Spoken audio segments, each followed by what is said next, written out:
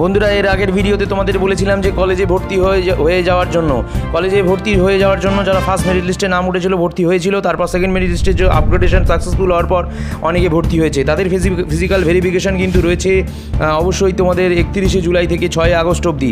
কিন্তু অনেক ছাত্রছাত্রী এখনও রয়েছে যাদের কিন্তু ফার্স্ট লিস্টে তো নাম আসেইনি, এবং সেকেন্ড লিস্ট অর্থাৎ 24 তারিখ যেটা বেরোলো সেখানেও কিন্তু কোনো রকম নাম আসেনি। তাদের কবে মপ আপ রাউন্ডে হবে, তারা কি আবার আবেদন করতে পারবে, তারা চান্স না পেলে কি করবে, সবটা আজকের এই ভিডিওতে বিস্তারিত জানাবো।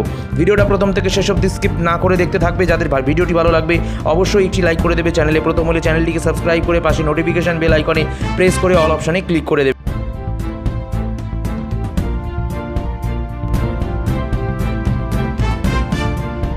আমরা যখন WBCAP পোর্টালে চলে এসেছি সেখানে দেখে নেবো যে কী দেখাচ্ছে। প্রথমত বলছে যে তোমরা অবশ্যই যাদের নাম উঠেছে, যারা ভর্তি হয়েছো, পেমেন্ট করার পর তোমরা একটা রিসিপ্ট পেয়েছো। সেই রিসিপ্টটা অবশ্যই কিন্তু ভেরিফিকেশনের দিন আনবে এবং সেটা প্রিন্ট আউট করে অরিজিনাল প্রিন্ট আউট কপিটা আনবে, ফোনের মধ্যে রেখে দেবে না। এবার বলি, যারা সেকেন্ড মেরিট লিস্টেও নাম ওঠেনি, যাদের ফার্স্ট মেরিট লিস্টে যাদের নাম উঠেছিল, তারা ভর্তি হয়েছিলে, আপগ্রেডেশন করেছিলে, সাকসেসফুল হলে আবার তোমরা কিন্তু নতুন কলেজে ভর্তি হয়েছো, রিফান্ড পেয়ে যাবে। আর যাদের ফার্স্ট মেরিট লিস্টে নাম আসেনি, সেকেন্ড মেরিট লিস্টে নাম এসেছিলো, তারা অলরেডি কিন্তু ভর্তি হয়ে যাচ্ছ, এবং ভর্তি হয়ে যাওয়ার পর অনলাইন পেমেন্ট করার পর তোমরা প্রিন্ট আউটটা রিসিপ্টটা নিজের কাছে রেখে দাও, অ্যালোটেড তোমাদের হয়ে গেছে। কিন্তু এমনও অনেক ছাত্রছাত্রী রয়েছে যারা কিন্তু কলেজ এখনও অবধি পায়নি, অর্থাৎ সেকেন্ড মেরিট লিস্টেও নাম আসেনি। অনেকেই প্রশ্ন করছিল যে তাহলে দাদা আমরা সেকেন্ড মেরিট লিস্টে আমাদের কবে নাম আসবে, বা থার্ড মেরিট লিস্টে কবে বেরোবে, বা থার্ড মেরিট লিস্টে কি আমাদের নাম আসতে পারে?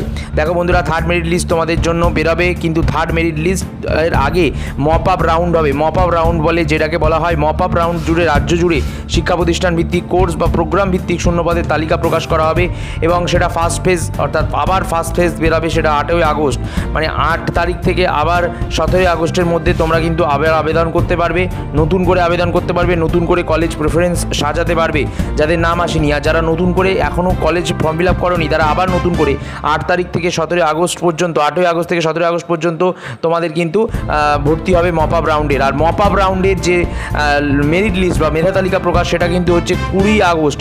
কবে বললাম? 20 আগস্ট মপ আপ রাউন্ডের মেধা তালিকা প্রকাশ হবে। আর কলেজে বরাদ্দ সিট অনুযায়ী ভর্তি প্রক্রিয়া, যাদের মপ আপ রাউন্ডে এবার নাম উঠবে, তাদের কিন্তু 20 থেকে 23 আগস্ট অবধি ভর্তি প্রক্রিয়া চলবে। আপাতত এইটুকুনি তথ্য তোমরা কিন্তু জেনে নাও। তাহলে আমি তোমাদেরকে কি বললাম? আমি তোমাদেরকে 3টি তথ্য বললাম। এক, যে মপ আপ রাউন্ড শুরু হচ্ছে 8ই আগস্ট থেকে 17ই আগস্ট পর্যন্ত চলবে, অ্যাপ্লিকেশন করতে পারবে। আর 2, মেধা তালিকা প্রকাশ হবে মপ আপ রাউন্ডে নাম ওঠার পর 20 আগস্ট। আর কলেজে বরাদ্দ সিট অনুযায়ী ভর্তি প্রক্রিয়া চলবে 20 থেকে 23 আগস্ট। এই অবধি জেনে রাখো। এরপর আমি দ্বিতীয় ফেজ কবে না সব পরবর্তী ভিডিওতে আমি বলে দেবো, ঠিক আছে? তাহলে বুঝতে পারলে যাদের নাম ওঠেনি তারা কিন্তু অবশ্যই কি করবে, তোমাদের প্রথম স্টেপ হচ্ছে মপ আপ রাউন্ডের ফর্ম ফিল আপ করা। আর যাদের নাম ওঠেনি, ফর্ম ফিল আপ করে রেখেছো আগে থেকে, তারা আপগ্রেডেশন এখন অবধি অন করে রাখো। নাম না উঠলে তোমরা আবার মপ আপ রাউন্ডে কিন্তু ফর্ম ফিল আপ করো। এছাড়া আর কিন্তু কোনো উপায় সেরকমভাবে আমি দেখছি না। নতুন মেরিট লিস্ট যখন বেরোবে তখন কিন্তু তোমাদের নাম কিন্তু অবশ্যই দেখতে পাবে, ঠিক আছে?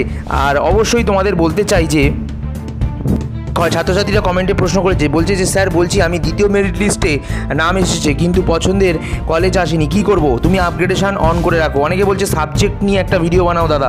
সাবজেক্ট চেঞ্জ করা নিয়ে, সাবজেক্ট চেঞ্জ তুমি করতে পারবে না এখন এই মুহূর্তে। তোমাকে মপ আপ রাউন্ডের জন্য তাহলে আলাদা করে ফর্ম ফিল আপ করতে হবে যদি নাম না ওঠে, ঠিক আছে? আর অনেকেই বলছি যে আমি অ্যাডমিশন ক্যান্সেল করেছি, তোমরা কিন্তু মপ আপ রাউন্ডে অবশ্যই আবার করতে পারবে, কিন্তু রিফান্ড তুমি এখন আপাতত এই মুহূর্তে পাবে না, পরে পাবে।